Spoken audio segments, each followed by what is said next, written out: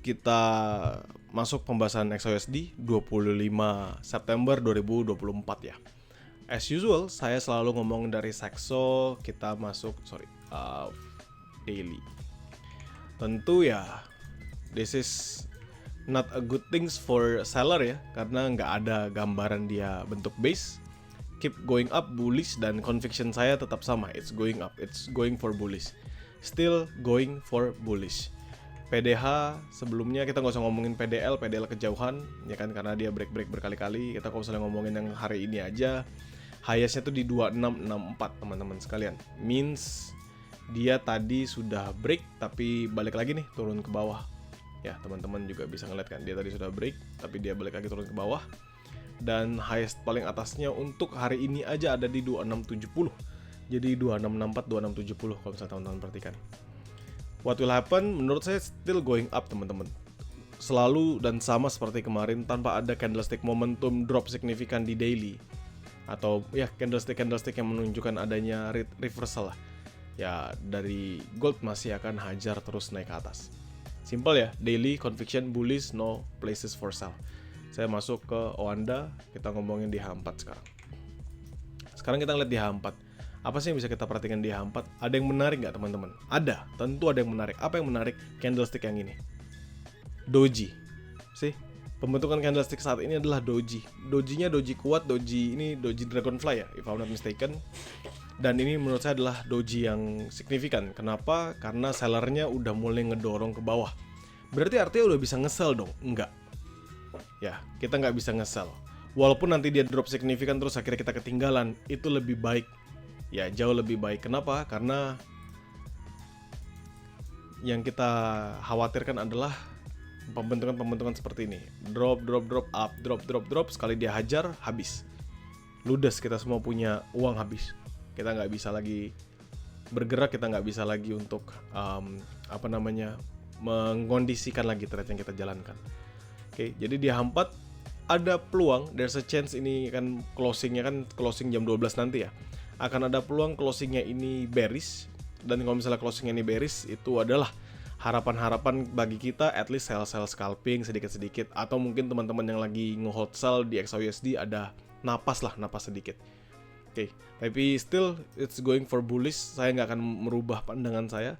Conviction bullish dari awal Senin kemarin sampai hari ini, conviction saya tetap pada bullish. Kenapa conviction tetap pada bullish? Karena sudah dihajar di Jumat, teman-teman lihat ya. Kamis Jumat dia hajar only for going up. Makanya sekarang conviction still the same, going for bullish momentum. Kita sekarang masuk di H1, means area trade yang kita jalankan. Ada beberapa area, ini 2650, 2647, saya hapus terlebih dahulu. Ya, sudah breakout. Teman-teman ingat semalam saya sampaikan bahwa if dia lanjut dari 2640 this level 2638 2640, maka next kondisi dia akan lanjut sampai 2650, dan be mindful, nggak ada dia break lagi drop ke bawah 2640. Ya, nggak ada. Jadi dia keep going up, and keep going up. Dan sekarang teman-teman lihat highest-nya di 2670.605. Totally great, totally bombastic, dan let's see what will happen right now. Kita ngomongin secara garis, kita ngomongin dari area terbawahnya dulu aja. Ya, ini nggak usah kita ngomongin candle. Rabu 00 ini kan jauh sebenarnya teman-teman ya di sini. Ini kan ada ini supportnya dia di bawah. Jauh banget, tapi saya patok dulu aja. Dan kita kalau misalnya ngomongin highest level, ini kan the highest level sih. Sama bentuknya, atas dia kenceng naik, dia hajar kenceng turun, sama persis bentuknya. Ya. Dan kondisi sekarang teman-teman bisa perhatikan sendiri. Tentu RSI akan mengalami penurunan, tentu RSI akan divergence, tentu. Kenapa ya? Karena sudah momentumnya strong. Tetapi kita hanya fokus dengan pembentukan dalam market structure yang terjadi. Oke. Sekarang kita ngomongin adalah area-area buat trade. Tentu area buy akan jauh lebih banyak, pasti. Tetapi di mana area buy-nya? Ya, di manakah area buy yang kita bisa manfaatkan? There's actually big level yang kita bisa manfaatkan di sini kalau misalnya kita ngeliat dalam time frame yang lebih kecil. Ya, area pertama adalah area yang tadi saya patok di lowest-nya Rabu hari ini sampai ke bawahnya. This one. Jadi ini 2649 atau 2650, ya 2650, di bawahnya sampai 2647. Tapi patokan saya sebenarnya di 2650-nya aja. At least 2650-nya bisa nahan, ya. 2650-nya bisa nahan, ini menjadi area trade yang bagus. So 2650, 2652 it's actually fine, itu bagus. Kalau misalnya kita ngomongin sekarang sebenarnya bisa nggak kayak nge-buy lagi di sekarang? Jawabannya bisa. Karena usah teman-teman perhatikan ini nahan lumayan signifikan sih. Nahan, up, drop, drop, nahan, up, drop lagi, nahan, baru dia naik. Jadi 2657, 2656, jaraknya cuma 10 pips. Apakah saya akan makan di sana? Jawabannya enggak.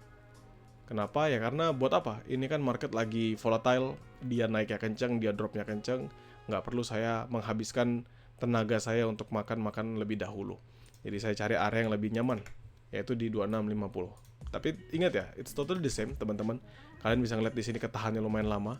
Ya, it means memang ada area demand ya. Memang ada area demand, orang yang nge-buy di atas, nge-buy lagi di atas, nge-buy lagi. Ada yang pengen long position dari sini. Tentu ada. Tapi lebih better kalau misalnya kita nunggu, dan menurut saya ini adalah beberapa chances yang bisa kita manfaatkan. Jadi 2652, 2650 itu area buy pertama saya selama si 2650 nggak di breakout. Dan nanti nextnya baru masuk ke 2638, 2640.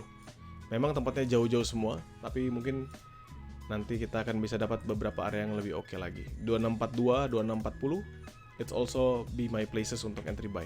Kalau misalnya ditanya yang mana yang paling medium risk, area medium risk, sebenarnya kalau saya dalam pembentukan kayak gini ya, seandainya dia bentuknya kayak gini, medium risknya saya itu tentu akan ada di 2616, 2614. Ya, jadi 2624, 2623 ini saya hapus karena ini sudah usang. Kita sudah trade kemarin 2622, 2620. Ini saya masih simpan aja nggak apa-apa, ini saya hapus. Jadi saya sisakan beberapa level yang masih ada. Ini saya hapus saja. Sorry, saya ganti pakai catatan harga. Nah, ini saya hapus, catatan harga saya naikin. Begini. Nah. Ya. Lalu ini juga saya kasih catatan harga 2651.723 sebenarnya. Ini 2650. Nice. Dah. Oke. Dan di mana sell-nya? Menurut saya seandainya ini nanti still strong ya. Jadi nanti dia bullish kembali. Dia drop, tahan bullish lagi di sini. Ini menjadi area paling strong untuk nahan sejauh ini. Untuk nahan sejauh ini ya. Itu di 2670, 2668, 2668, 2668. Paling oke. Kenapa saya bilang paling oke? Karena nggak ada lagi. Teman-teman nggak bisa ngeliat pembentukan-pembentukan sebelumnya. Oke. Jadi banyak areanya, tapi memang jauh-jauh ya, memang jauh-jauh. Jadi better menunggu, better banget nunggu. Kalau misalnya memang nggak siap atau misalnya pengen banget profit, ya tunggu nanti dia break 2670 lah. Karena kalau dia break 2670, most probably dia akan bergerak sama seperti ketika dia break di sini. Ya, jadi kan 2640 dia break, dia strong, tapi ingat ya, pasti akan ada selalu volatility termasuk drop lagi ke bawah. Jadi nanti akan ada big potential dia melanjutkan penguatannya, dan kalau misalnya ini terjadi maka kita bisa ke 2680-an. Oke, ya misalnya teman-teman tanya apakah ada area sell dari saya sendiri untuk MapKing? No. Tapi kalau misalnya apakah ada area buy, tentu akan jauh lebih banyak area buy. Di mana aja area buy-nya? Tadi sudah saya sampaikan. Pertama 2652, 2650 selama 2650 yang nggak di breakout. There's our chances lah untuk bisa manfaatkan. Satu di sana. Dan nggak breakoutnya di H1 ya. Jadi kalau dia break drop langsung signifikan ke bawah, teman-teman tinggal tunggu konfirmasinya.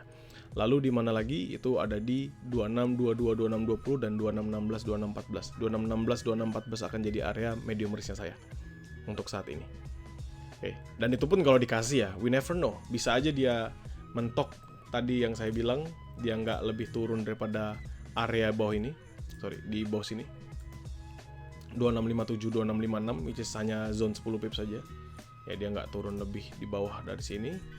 Lalu dia melanjutkan penguatannya. Ya, bisa juga itu terjadi. Kenapa ya? Karena kalau misalnya dia sudah bergerak menuju ATH, it's gonna be for another all-time high again. Sampai ada pembentukan base atau mungkin candlestick momentum bearish kuat sekali. Oke. Jadi untuk sekarang teman-teman pahamin kondisinya, sesuaikan dengan metode yang kalian jalankan. Memang kalau misalnya dalam kondisi all time high ini nggak gitu banyak lah peluang-peluang yang kita bisa manfaatkan, but that's fine. Kita tetap bisa still follow with the movement. Kita juga bisa taking a risk kalau misalnya dia berhasil untuk break this 2670-nya. Oke, semoga membantu untuk grow count, nothing to be worry about, karena saya pasti akan selalu share hasil mapkingannya di dalam grup, jadi kalian sudah punya pandangannya.